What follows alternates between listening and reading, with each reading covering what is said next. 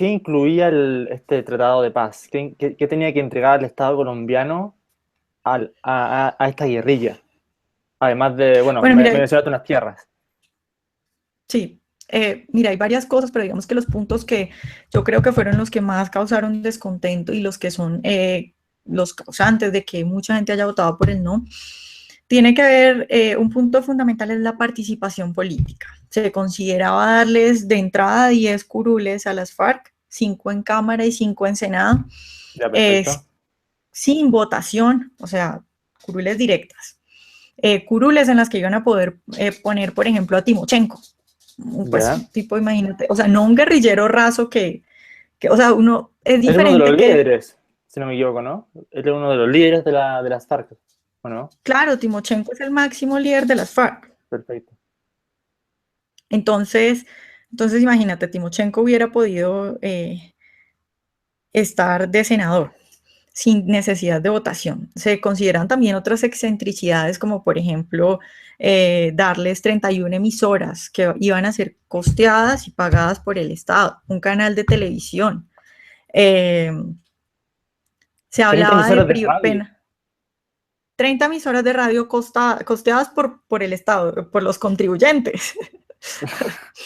Ah, Imagínate eso, o sea, así para... de simple. 30 emisoras de radio, eso es una cantidad. ¿Cuántas emisoras de radio hay en Colombia? No, pues yo no tengo idea, pero Pero 30, 30. pero 30 son muchas, ¿eh? No, Eh, sí, sí, sí. Imagínate tú, o sea, imagínate tú, y era una cosa por 10 años, creo que era, si no me equivoco, 8 o 10 años, costeadas por todos los colombianos. Claro. Otro punto era lo de las penas privativas de la libertad. Entonces, digamos que si el guerrillero confesaba, se le No aplicaba lo una metieron a la pena, cárcel. no es cárcel, es pena privativa de la libertad, Ya, perfecto. eh, que, que para muchos nunca, ni siquiera hasta el final quedó claro cómo iba a ser eso, porque se hablaba de unos sitios que se iban a especificar más adelante, en los que los guerrilleros pues iban a estar ahí pues confinados y no iban a poder salir de ahí, pero no se habla, o sea, no era cárcel y no se decía específicamente qué tipo de sitios ni bajo qué condiciones. Ahora también se habló, por ejemplo, de que si supongamos a Timochenko lo mandaran al Senado, durante los años que ejerciera como senador, eso iba a ser contado como que estuviera pagando cárcel. Ah, sí. Y bueno, eso también. Sí, sí, sí, imagínate. O sea, Entonces, ¿qué mejor cárcel que estar en uno de los mayores puestos de poder en un gobierno? claro, claro, él quería poder, le dan el poder y bueno, al mismo tiempo paga cárcel. Y bueno, pues eso también es otro punto. Entonces tenemos impunidad y bueno, cuando hablo de que no iban a pagar, me refiero tanto a que no iban a pagar porque estamos hablando de unas penas privativas de la libertad que para muchos pues no tienen sentido, pero me refiero también a pagar en cuanto a dinero, ¿sí me entiendes? Porque hasta el final lo que dijeron los guerrilleros era que ellos no tenían dinero. O sea, imagínate, ¿quién les va a creer a estos señores que no tienen dinero? Que ellos no tenían dinero, entonces la reparación de las víctimas no se iba a hacer con dinero de los guerrilleros, porque como ellos no tenían, sino con dinero de los contribuyentes. Entonces, claro que eso también le hace pensar a la gente, bueno, qué tipo de acuerdo es este en el que los guerrilleros no van a pagar cárcel, pero tampoco van a pagar dinero porque supuestamente no lo tienen. O sea, el narcotráfico lo sacaron del mapa, no existe. Sí, sí, que ellos no tenían dinero. Oye, pero Ahora, máxime cuando, y este es un dato bien curioso, antes de que se empezara la negociación, tenían, se calculaba que la guerrilla de las FARC tenía alrededor de 40.000 hectáreas de cultivos ilícitos. 4 años después, se calcula que tienen alrededor de 200.000 hectáreas de cultivos ilícitos. O sea, eso es 200. más o menos lo que tenían en el 98 cuando estaban en pleno auge.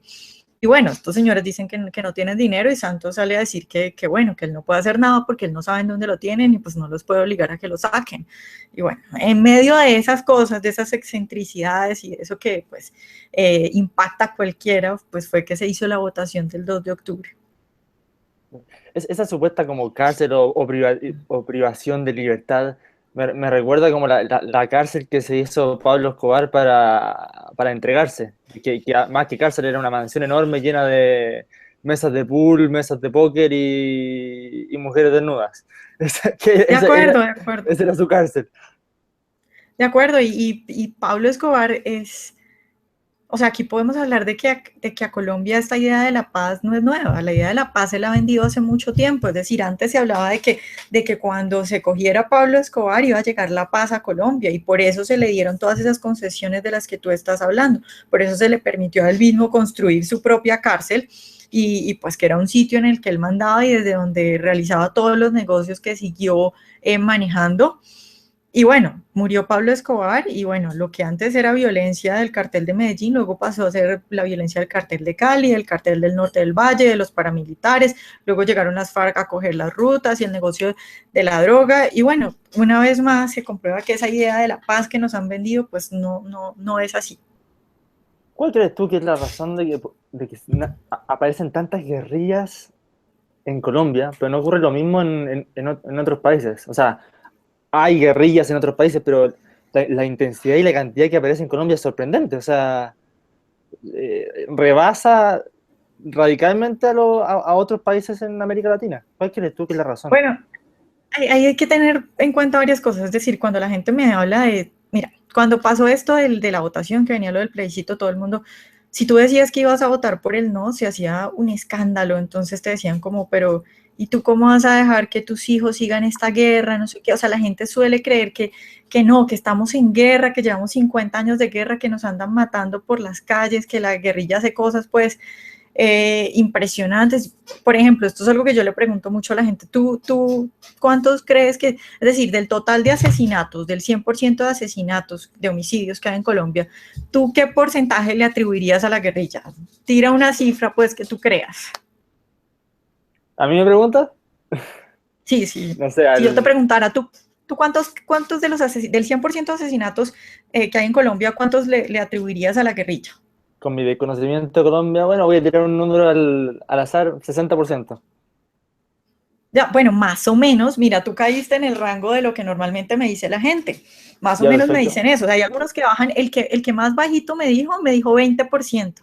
Mira, antes de que empezaran los diálogos, es decir, el año antes de que empezaran estos diálogos, empezaron en el 2012, el total, o sea, los homicidios que se podían atribuir al conflicto entre el gobierno y la guerrilla de las FARC eran el 3% del total de homicidios que hay en Colombia. Ya, perfecto. Un número bastante Entonces, bajo. eso de que eso, y yo no estoy diciendo que es que esas muertes no valen, cada que digo eso me No, dicen, por ah, supuesto, entonces, cada muerte, cada persona vale. claro, cada que digo eso me dice, ah, entonces usted está diciendo que hay que dejarlos matar porque son poquitos y no matan casi a nadie. Yo lo que estoy diciendo es que es un mito, o sea, no es que llevemos 50 años en una guerra, pues que los colombianos están muriendo, que la guerrilla tiene un poder, o sea, la gente suele creer que la guerrilla tiene un poder increíble y que más o menos nos tiene contra la pared. Es decir, hubo una época, a principios en los 80, cuando ellos ingresan pues al negocio del narcotráfico, que sí era muy difícil. Pero lo que sí es cierto es que antes de que se iniciaran estos diálogos, estaban completamente, digamos, amilanados, rebajados. Y eso, y por eso también es que se logró llegar a un acuerdo, porque los guerrilleros pues estaban muy mal en ese momento y sabían que tenían que buscar otra solución. Perfecto. Tú mencionaste que en el gobierno, después del gobierno de Uribe, las FARC estuvo en un estado como de bajas energías, que había que había desorganización o la cantidad de gente con la que contaban había disminuido. ¿Eso por qué ocurrió? Bueno, Uribe lo que hizo fue un plan de atacar con todo a la guerrilla de las FARC. Se hicieron además el ataque a los cultivos y como ya te digo, la principal fuente de financiación de los guerrilleros de las FARC son las drogas. Entonces, bueno, todo un plan de fumigación, de erradicación de cultivos, de tirar bombas a donde fuera, de matar guerrilleros como fuera. Y bueno, todo eso los disminuyó bastante y por eso fue que sucedió lo que sucedió. Ahora que yo te esté diciendo que desde que si tú miras el año antes de que iniciaran los diálogos y tenían 40.000 hectáreas y que ahora han pasado 4 años después a tener 200.000 hectáreas, muestra cómo lo que ha hecho el presidente Santos durante este tiempo es permitirles que con toda la facilidad del mundo puedan pues sembrar y seguir trabajando, aumentando su fortuna gracias a los cultivos ilícitos y bajando la guardia en todo eso que había hecho Uribe de atacarlas con bombas y como fuera. O sea, deshizo el trabajo de Uribe. Santos deshizo el trabajo de Uribe. Sí, pues si lo ves de esa forma, sí, claro. O sea, esta gente lo que estuvo haciendo estos 4 años en Cuba fue bajo el amparo y la comodidad que les representaba el régimen de los Castro y estar allá, pues aumentar sus cultivos de una manera impresionante y eso demuestra también que la política de Santos contra la guerrilla fue él dijo hasta hace poco que estaba, a pesar de que se estaban haciendo los diálogos, él estaba combatiendo con todos los guerrilleros y que las operaciones seguían. Pero bueno, lo que muestran los hechos y cosas como que ahorita tengan 200.000 hectáreas de cultivos ilícitos, pues muestra lo contrario. O sea, siendo de las FARC, me encantaría tener ese tipo de diálogos, porque que te aumenten la cantidad de hectáreas que puedes cosechar de cocaína y en esa cantidad es impresionante. Una consulta, Álvaro Uribe el presidente Uribe nunca mostró disposición para negociar con las FARC, ¿sí? Fue mucho más reacio. Sí, sí, sí, se dice que sí. Y de hecho, Santos, una de las cosas que dice es que Uribe no está de acuerdo con el proceso porque tiene envidia, porque él no lo logró, que sí lo intentó, pero no lo logró. Ahora, en eso, pues uno al final nunca sabe, es decir, uno no sabe si qué fue lo que pasó, si fue que Uribe quiso y bueno, por las condiciones no se pudo, o qué fue lo que pasó. Pero sí se habla de que se intentó realizar un acuerdo, pero no se pudo.